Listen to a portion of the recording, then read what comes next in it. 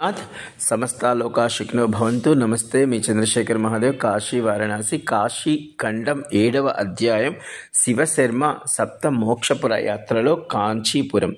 మిగిలిన రోజులు కోనేరులో ఉంచుతారు ఆ విష్ణు భగవాని. కాంచీపురంలో ఉన్న వరదరాజస్వామి కృతయుగంలో బ్రహ్మదేవుడు, త్రేతాయుగంలో గజేంద్రుడు, ద్వాపరయుగంలో బృహస్పతి, కలియుగంలో అనంతశేషుడిగా గొప్ప పూజలు అందుకుంటూ కాంచీపురంలో ఉంటాడు. కాంచీపురం సమస్త విశ్వమునకు నాభి వంటిది.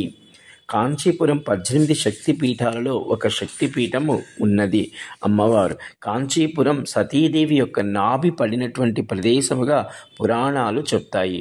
కాంచీపురంలో మహాదేవుని కొరకు ఇసుకతో చేసిన 108 శివలింగముల రూపముగా ఉన్న సైతిక లింగమును చూడవచ్చు.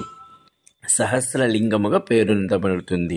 కాంచీపురంలో శివశర్మ ఈ మహాదేవుని దర్శనం కొరకు విష్ణుమూర్తిని, గణపతిని వీరందరినీ దర్శించుకుంటూ వారం రోజులు ఈ యొక్క కాంచీపురంలో నివాసం చేసి దివ్య భవ్యమైన ఆనందములను పొందినాడు. జై కాశీ విశ్వనాథ్.